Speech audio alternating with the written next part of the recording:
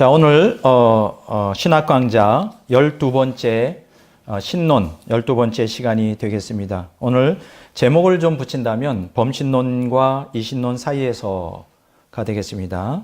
이게 무슨 얘기일까요? 범신론에서 이신론 사이, 범신론과 이신론 사이에서 여기 이제 원래 그 무신론 과학자들이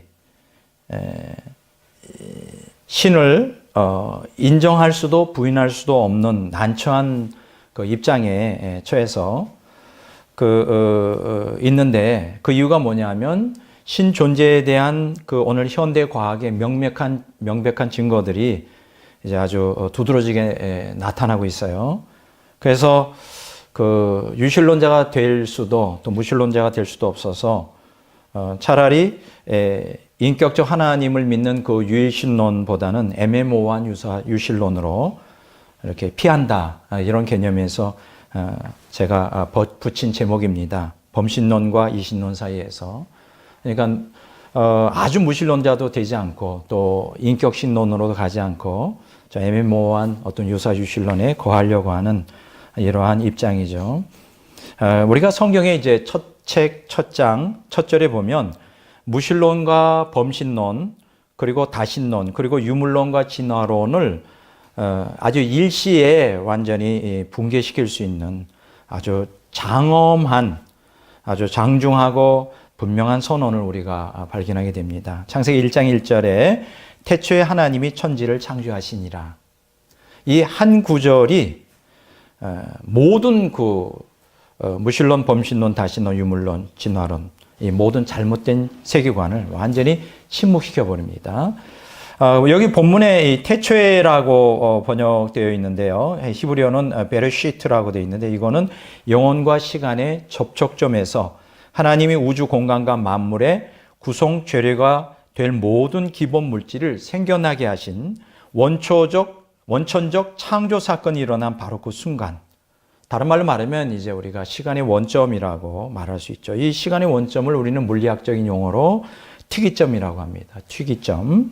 이 시간의 원점을 이제 우리가 지칭하는 단어다, 이렇게 말할 수 있고요.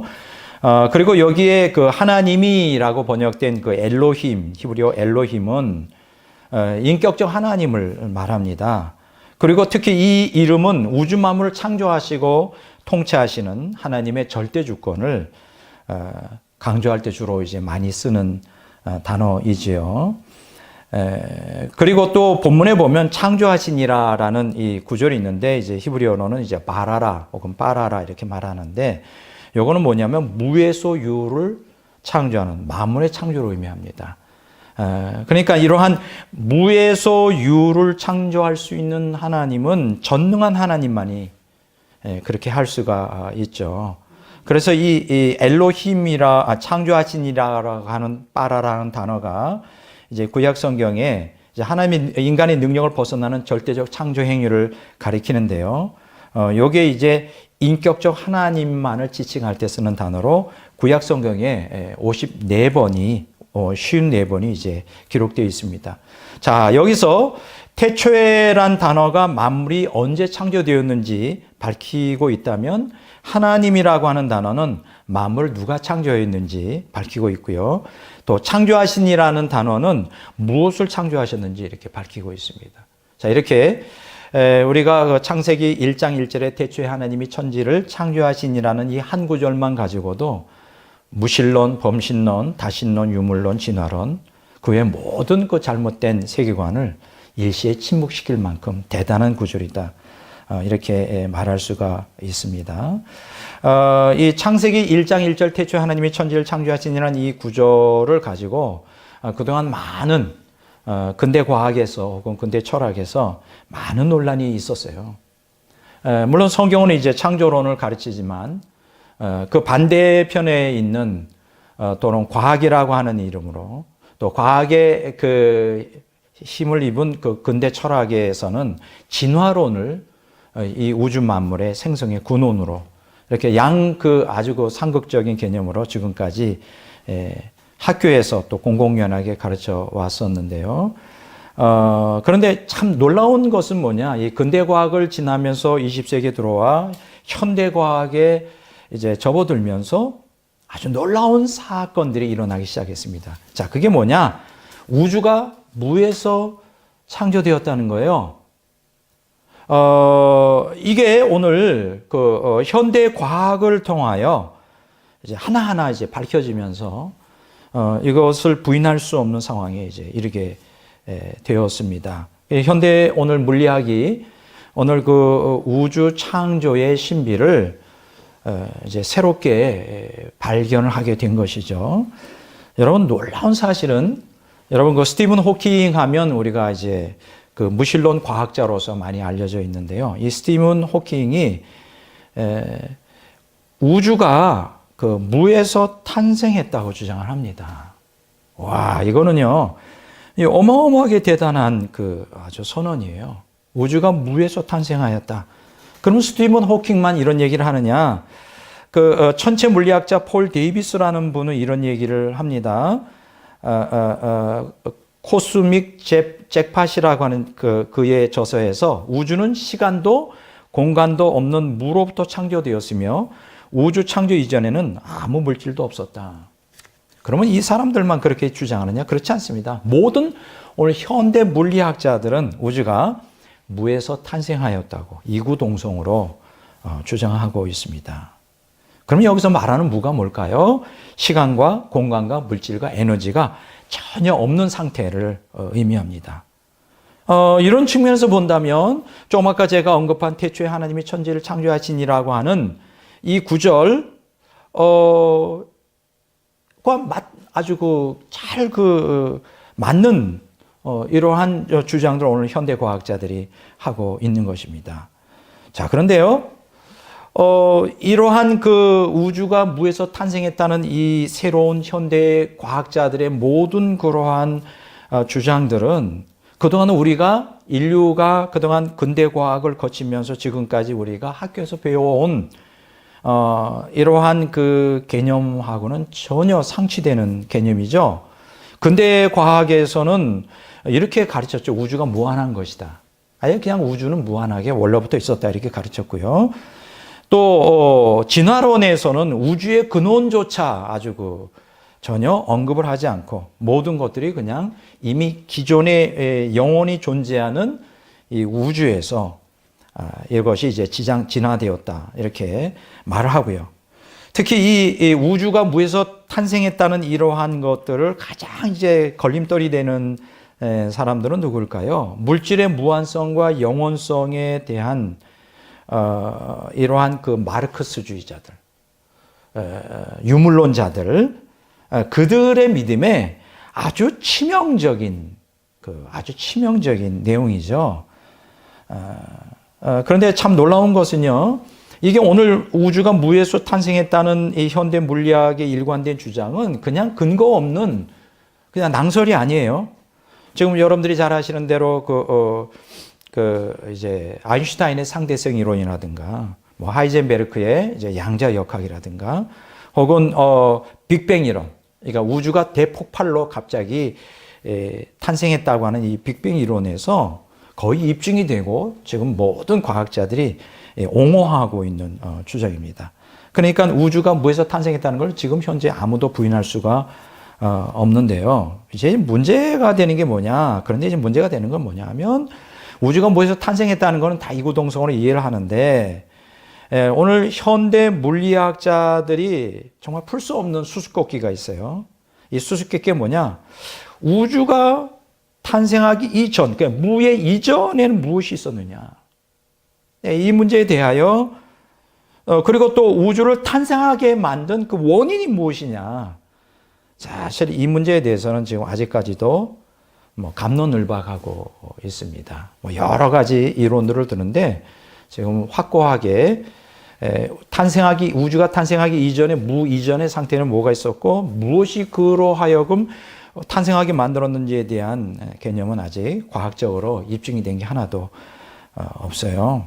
뭐 예를 한번 들어보겠습니다. 우주가 빅뱅을 통하여 탄생하는 과정에 대하여 지금 공통적으로 주장하는 현대 물리학자들의 말에 빌리면 우주 탄생의 이제 초기가 이제 특이점에서 이제 폭발을 해서 시작되는데 딱 이제 탄생하자마자 쉽게 얘기하면 10의 마이너스 43초에 이건 거의 이제 우리가 거의 상상할 수 없는 불가사의한 숫자이죠. 10의 마이너스 43초에 현재 우주는 그 원자핵 크기의 10의 마이너스 20배 정도의 극히 좁은 공간에 압축되어 있었다.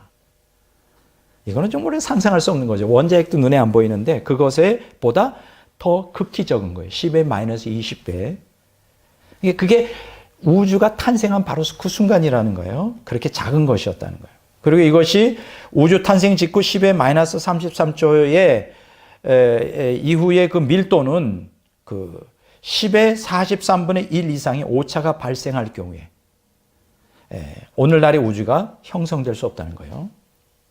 그러니까는 이 오늘날 우주가 이 형성되는 데에서는 아주 그 미세하게 조정이 되어 있어야 한다는 거죠. 그냥 이렇게 폭발했다고 되는 게 아니라 이게 엄청난 이 물리학적인 그 아주 정교함이 여기에 요구된다. 이렇게 이제 표현할 수가 있는 것이에요. 더욱이 스티븐 호킹, 이 사람은 무신론자입니다.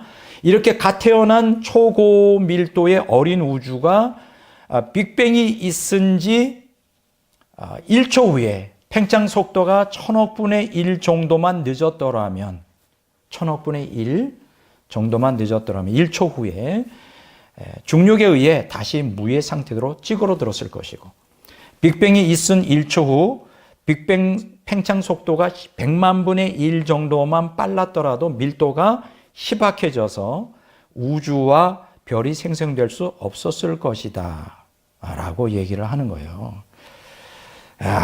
이게 이런 얘기를 들으면 이게 무슨 얘기인지 좀 잘 이해가 안 되는데 여기서 스티븐 호킹이 하고자 하는 얘기는 우주가 아주 정교하게 전혀 오차, 지금 오늘날의 우주가 지금 존재하기 위해서는 전혀 조그만 오차도 용납하지 않은 우주가 미세하게 이제 조정되어 있다. 이제 그것을 여기에서 이제 표현해 주려고 하는 것입니다. 우리가 스티븐 호킹의 얘기를 조금 더 들어보죠. 그 사람의 그 대표적인 그 위대한 설계라고 하는 책이 있는데요. 여기에 보면 이런 얘기를 합니다. 우주는 자연 법칙들이 극도로 정밀하게 조정되어 있어서 생명을 탄생시키기에 최고로 적합하도록 설계되어 있는 것처럼 보인다. 그러니까 우주가 미세가 조정되어 있다는 얘기죠. 그러면서 이러한 그 자연 법칙의 상수들이 조금이라도 커지거나 작아진다면 절대로 생명체가 생겨날 수가 없다는 거예요. 또 살 수도 없다는 거예요. 그런 주장합니다. 한마디로 말하면 스티븐 호킹의 얘기를 의하면 이 세상은 거대한 우주로부터 또 작은 미생물에 이르기까지 모든 것이 아주 정교하게 질서정연한 가운데 생명체가 살기에 최적화되어 있다. 가장 적합하게 극도로 정밀하게 설계되어 있다. 이제 이렇게 얘기를 합니다. 자, 그럼 우리가 이런 스티븐 호킹 얘기를 들으면 금방 우리 마음에 떠오르는 게 있죠. 이렇게 정교하게 만들어진 우주, 이게 아무것도 없는 상황에서 그냥 아무 이유 없이 툭 튀어나와서 스스로 질서를 만들었다고 믿을 수가 있을까? 그렇죠. 금방 질문이 생기지 않겠어요? 우주가 탄생하기 위해서는 반드시 제일 원인자가 있어야 되는 거 아니겠는가 이런 생각을 합니다.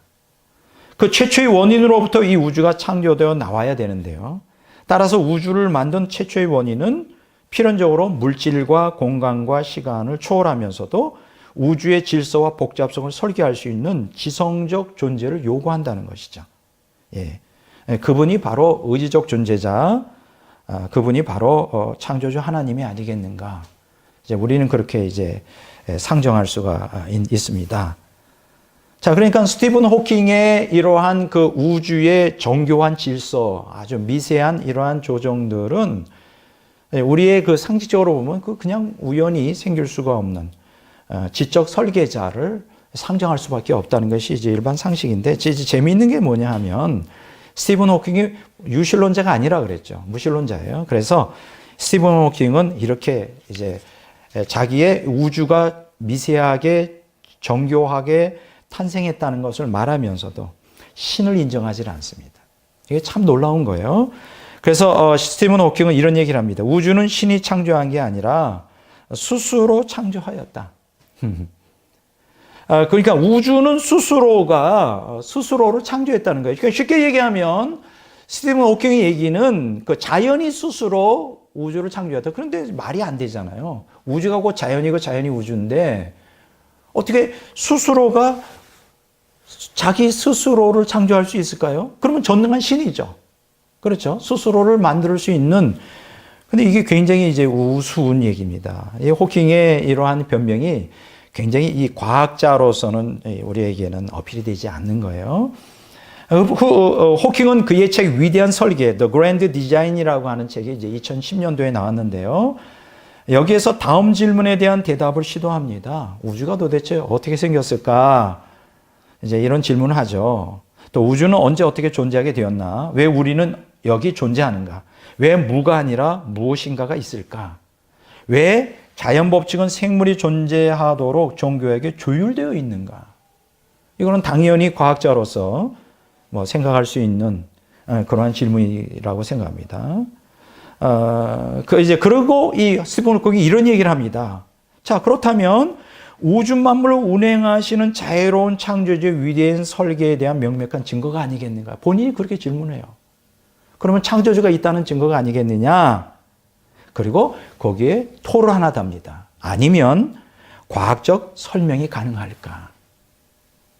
자, 이런 그 우주의 미세 조정에 대하여 제일 먼저 우리가 떠오르는 게 창조주, 지적 설계자인 창조주가 있어야 된다는 것을 스티븐 호킹도 어느 정도 가능성을 얘기하면서 또 다른 가능성을 얘기합니다. 그게 뭘까요? 과학적인 설명도 가능하지 않을까? 그러면서 여기에서 이런 얘기를 해요. 우주를 신이 창조한 게 아니라 자연 법칙이 그렇게 창조했다. 이게 또 이제 모순이 되는 거죠. 아니, 자연이 존재하지 않는데 어떻게 자연 법칙이 존재할 수 있겠어요? 그러니까 이 자연 법칙이라고 하는 여기서 호킹의 얘기는 중력의 법칙이 있었다는 거예요. 자연이 존재하기 전에 중력의 법칙이 있었기 때문에 이 중력의 법칙에 따라 우주가 스스로를 창조하였다. 야, 이게 이제 갈수록 태산인 거예요. 자야. 그래서 과연 이러한 호킹의 주장이 과학적으로 설득력이 있을까? 첫째, 중력의 법칙이라고 하는 그 자체는 무엇을 만들어낼 수 있는 힘이 있는 게 아니에요. 중력의 법칙은 여러분들이 상식적으로 알듯이 또 다른 한 물체와 또 다른 물체 사이에 끄는 힘이죠. 그게 중력이죠. 그러면 중력이 작용하려면 반드시 뭔가 이미 창조된 물체가 있어야 되는 거예요. 그런데 물체가 없어요, 전혀. 시간과 공간과 물질과 에너지가 아무것도 없는데 중력의 법칙이 이 우주를 창조했다. 그러니까 이 굉장히 어리석은 답이죠. 이렇게 천재적인 과학자들도 어떻게 궁색한 답을 내다 보니까 창조주 하나님을 부인하려고 하다 보니까 이런 또 다른 모순에 이제 빠지게 되는 것입니다. 중력의 법칙이라는 게 말이 안 되죠. 두 번째로 이 중력의 법칙은 물질이 없는 상태에는 작용하지 않잖아요. 조금 아까 얘기했잖아요. 뭐 물질이 있어야 거기 끄는 힘이 작용한 거예요. 물질이 아무것도 없었는데 어떻게 중력의 법칙이 스스로를 자발적으로 우주를 만들었다.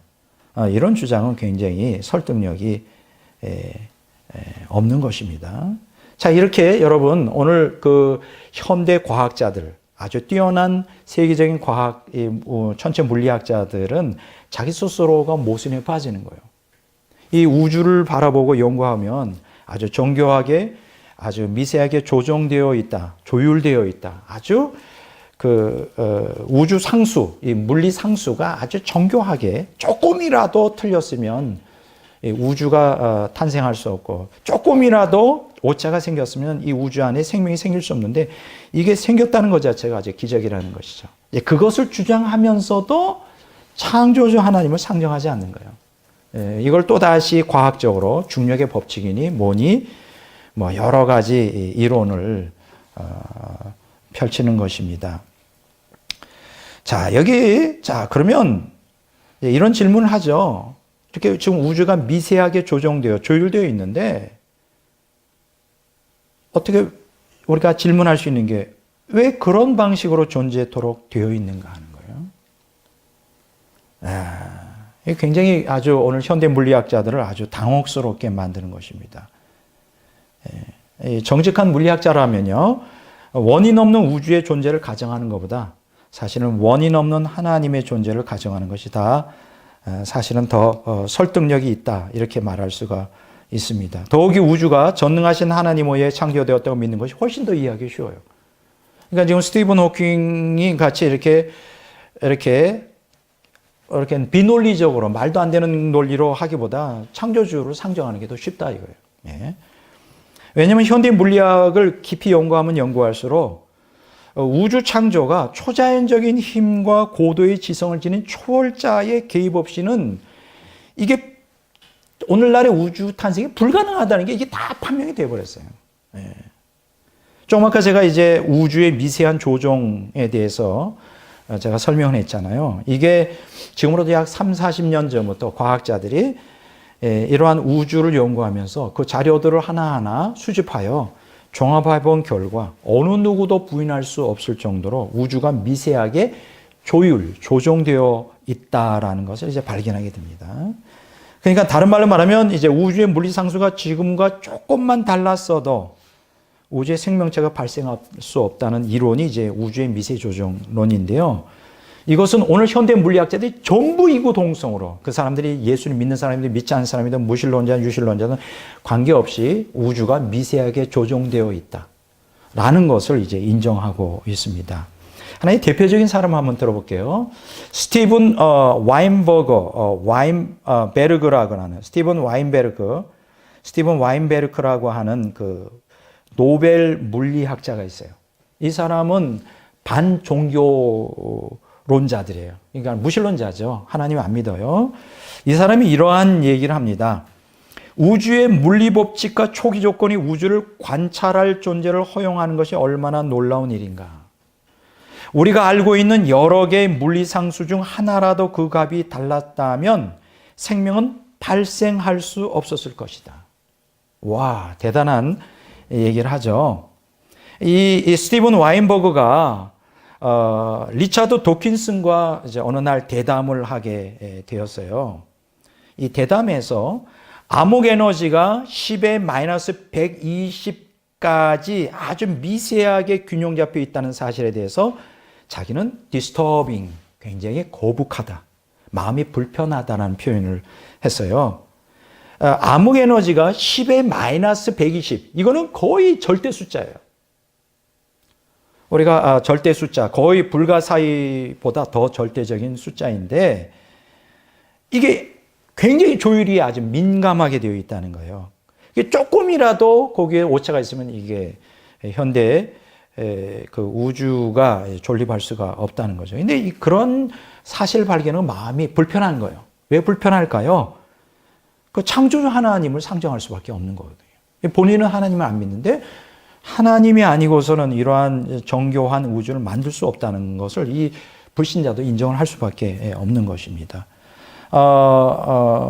자, 그렇다면 이제 스티븐 와인버그의 이론에 따르면 두 가지 가능성밖에 없는 거예요. 이 우주가 탄생할 수 있는 두 가지 가능성. 첫째는 자비로운 창조주를 상정하거나 인정하거나 아니면 다중우주론을 받아들여야 돼요. 이 다중우주론이라는 게 뭐냐 하면 우주가 하나만 있는 게 아니라, 우리 우주만 있는 게 아니라 여러 다른 우주들이 있다는 거예요. 여러 다른 진화론을 통하여 여러 다른 우주가 있었고, 그 우주, 어떤 다른 우주에서 이제 오늘 현재의 우리의 우주의 원인이 되었다는 거예요. 탄생의 원인이 되었다. 이게 다중우주론이에요. 자, 그러면 이제 우리가 우주의 미세한 조정을 해석할 수 있는 두 가지 방법밖에 없는데, 하나는 창조주 하나님을 인정하거나 아니면 다중우주론을 받아들여야 되는데, 그러면 어떤 것이 더 설득력이 있을까? 근데 우리가 이 다중우주론은 우리가 받아들이기 어렵다는 거예요, 과학적으로. 왜냐하면 무한한 다중우주, 여러 그 우주 중에 극히 일부가 우연히 생명체의 발생에 적합하도록 만들었다. 그게 이제 우리 우주라는 이론인데, 이러한 설명을 우리가 과학적으로 받아들일 수가 없다는 거예요. 왜냐하면 가장 중요한 게 이 다중우주를 인간은 관측할 수가 없다는 거죠. 이게 상상 속에서 수학의 그 공식을 통해서만 나왔기 때문에 관측이 불가능하다는 거예요. 여러분, 지금까지 우리가 과학에서 관측이 불가능한 것은 과학으로서 설득력이 없습니다. 그렇죠? 그게 증거가 안 되기 때문에. 프린스턴 대학의 폴 스타인하르트라고 하는 교수가 다중우주를 치명적인 결함이라고 평가했어요. 우리의 우주는 단순하고 자연적인 구조를 갖고 있다. 하지만 다중우주의 개념은 괴상하고 부자연스럽고 실험할 수 없으며 결국 과학과 사회를 위험하게 만든다. 이렇게 얘기를 했습니다. 만약 다중우주가 실제로 존재한다면 그중 어떤 존재인 우주는 시뮬레이션에 의한 가짜 우주일 것이라는 거예요. 그리고 우리가 컴퓨터에서 가상 공간과 사람을 만드는 것이 실제 공간과 사람을 만드는 것보다 훨씬 더 쉽듯이 진짜 우주보다 가짜 우주가 만들어질 확률이 더 높다는 거예요. 만약 이 우주가 시뮬레이션에 의해 만들어진 가짜 우주라면 물리법칙 역시 시뮬레이션에 의해 조작된 가짜라는 거예요. 그래서 그 폴 데이비스 물리학자는 이런 주장을 합니다. 우리는 우리 우주의 물리학이 다중우주를 지지한다고 말할 수 없다. 그러니까 왜냐하면 다중우주를 주장하는 것이 우주와 물리학을 가짜로 만들어버리기 때문이다. 그러니까 이것도 이제 설득력이 없다. 이렇게 말을 합니다. 그리고 유명한 과학 전문 기자인 데니스 플래거도 미세 조정에 대한 회의를 참석한 후에 다음과 같은 기사를 썼어요. 다중우주론은 미세 조정 논쟁에서 무신론자들의 한목적인 패배의 신이라며 미세 조정의 증거는 너무 압도적이며 사실상 이에 대한 유일한 설명은 창조주의 존재라고 주장했습니다. 자, 지금 여러분들이 무슨 이야기인지 좀 흐름을 좀 파악할 수가 있죠. 지금 오늘 현대 과학이 극속도로 발달하며 모든 걸출한 과학자들이 이구동성으로 우주가 미세하게 조정되어 있다. 모든 면에서. 그래서 이것이 왜 그렇게 됐느냐는 것을 규명하는 과정에 둘 중에 하나라는 거죠. 창조주 하나님을 인정해야 되든지 아니면 다중우주론을 인정해야 되는데 다중우주론은 그거는 근거가 없는 그런 입증이 불가능한 그냥 낭설일 가능성이 많다. 그렇다면 남는 게 하나밖에 없죠. 창조주 하나님이 이 우주를 만들었다라고 하는 결론에 도달합니다. 그런데 사람들은 어떻죠? 자, 그러면 그 무신론자들이, 과학자들이 우리가 잘못 알았구나.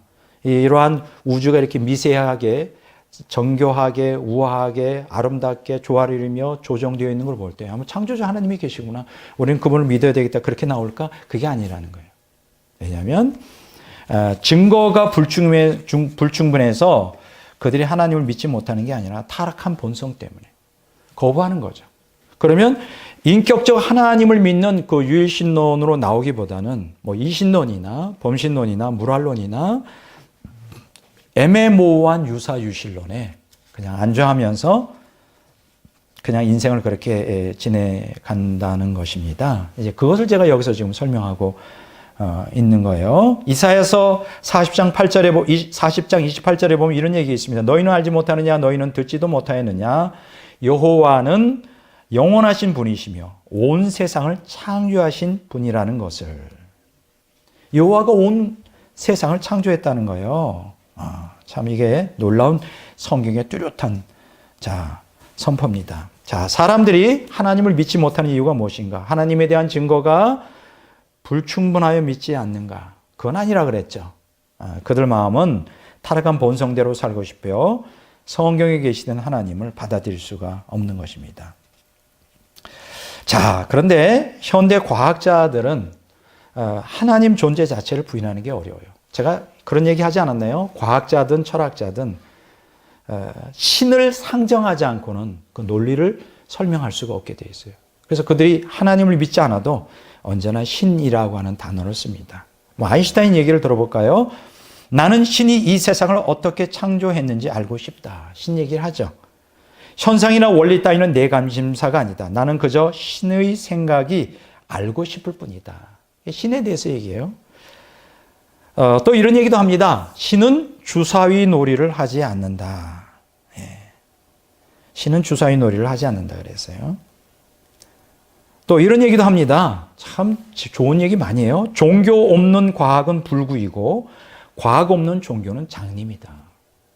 이 세 구절을 딱 이렇게 들어보면요. 이 사람 유실론자다. 이 사람은 하나님 믿는구나. 그래서 한때는요, 아인슈타인이 이런 얘기를 이제 공공연하게 하니까 아인슈타인은 분명히 무신론자가 아니다. 하나님 믿는 사람이다. 막 이렇게 종교 기자들 막 난리가 난 적이 있어요. 자, 스티븐 호킹은 어떨까요? 스티븐 호킹도 동일한 그 표현을 합니다. 시간의 역사라고 하는 책의 맨 끝부분에서 우주가 어떻게 탄생했는지 자문하면서 이런 얘기를 해요. 만일 우리가 우주 탄생에 대한 해답을 찾는다면 그것은 그 인간 이성이 거둔 최대 승리로 기록될 것이다. 그때야 비로소 우리는 신의 생각을 알게 될 것이다. 신의 생각을 알게 될 것이다. 예. 또 이 스티븐 호킹도 한때 이 사람 유실론자 아니야? 왜냐면 자꾸만 신에 대한 얘기를 하니까.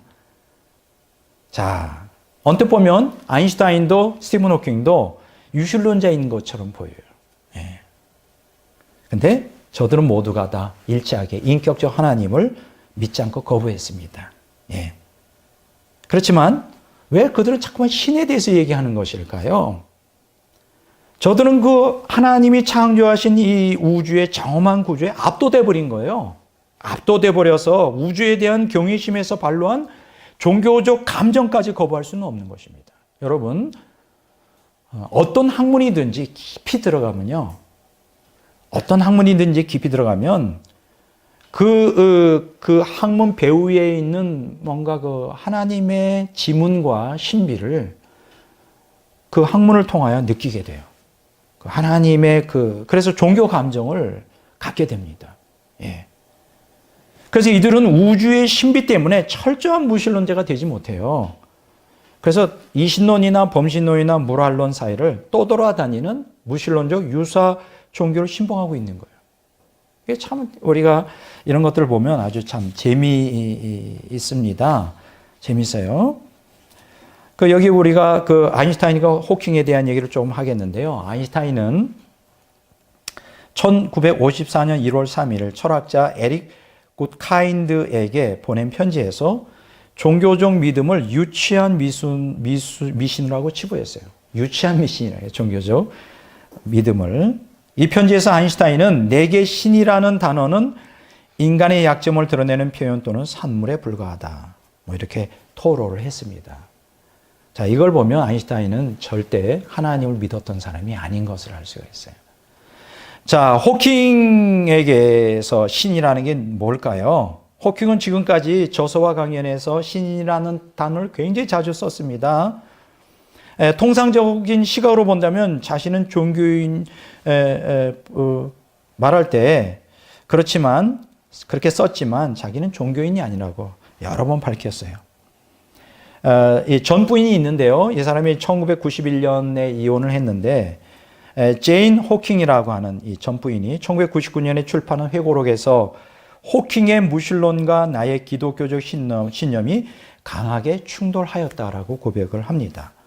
자, 호킹이 무신론자라고 본인을 아주 어필을 한 거죠.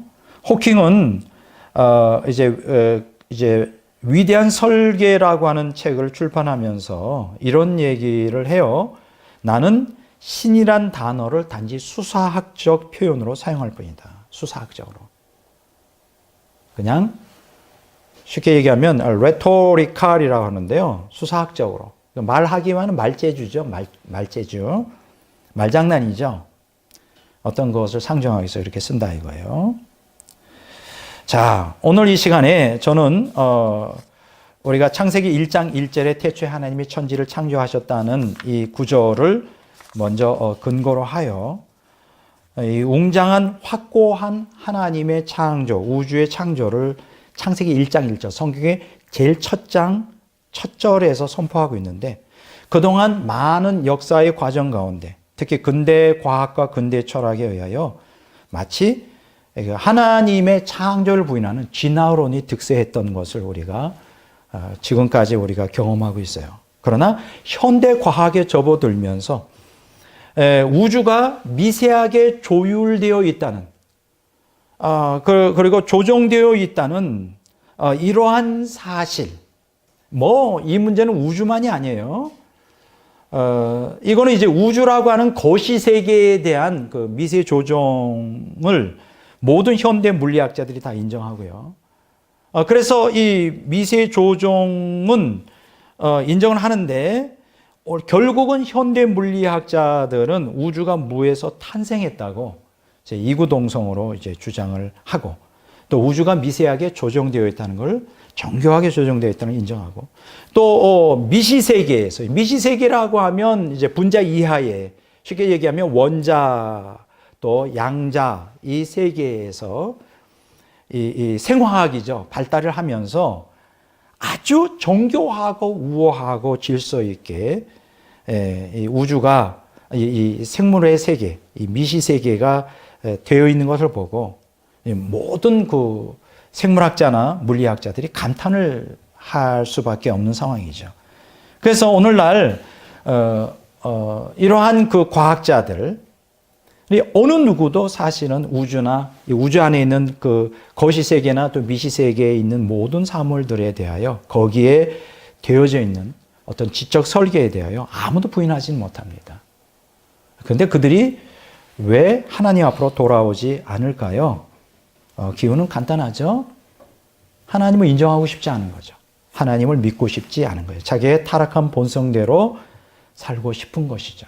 그래서 그들은 성경에 계시된 그 인격적 하나님을 믿는 유신론으로 나오기보다 범신론이나 이신론이나 무랄론이나 그 애매모호한 유사 유실론, 혹은 무신론적 유사 유실론, 유사 종교에 이제 거기에 자기를 갖다가 이렇게 안주하는 그런 경우가 상당히 많습니다. 그러니까 오늘 이 말씀을 통해 우리가 깨닫게 되는 것은 일반 계시를 통하여 주어진 이 자연 세계에 하나님께서 믿을 만한 충분한 증거를 주셨음에도 불구하고 인간이 그것에 대한 증거가 없어서 믿지 못하는 게 아니라 타락한 본성대로 자기 마음대로 살고 싶은 이 마음 때문에 이제 하나님을 부인하는 것이다. 결론에 그렇게 얘기할 수 있습니다. 그래서 성경은 이들에 대하여 다음과 같이 필요하고 있죠. 로마서 1장 19절에서 21절에 현대어 성경으로 읽어보면 잘 표현이 됩니다. 인간은 하나님에 관한 진리를 본능적으로 알고 있기 때문입니다. 세상이 창조된 이래 인간들은 땅과 하늘과 하나님이 만드신 모든 것을 보고 그분이 어떠한 분이며 또 얼마나 위대하고 능력이 영원한 분인가를 알고 있습니다. 그러므로 심판날에 하나님 앞에 설 때에 인간은 변명할 여지가 없는 것입니다. 그렇습니다. 인간은 하나님을 알고 있습니다. 그런데도 인간은 그 사실을 받아들이지 않습니다. 하나님께 예배드리기는커녕 날마다 하나님께서 돌보아 주시는데도 감사조차 드리려 하지 않습니다. 오히려 그들은 이제 하나님이 어떤 분이며 또 인간에게 원하는 것이 무엇인지에 대해서 어리석은 생각마저 품고 그 어리석은 생각에 아둔해져 분별력조차 잃어버렸습니다. 아주 로마서 1장 19절 21절에는 이들의 상황을 가장 정확하게 이제 표현해주고 있습니다. 오늘 저는 이 강의를 여기까지 이제 정리를 해서 끝내려고 합니다.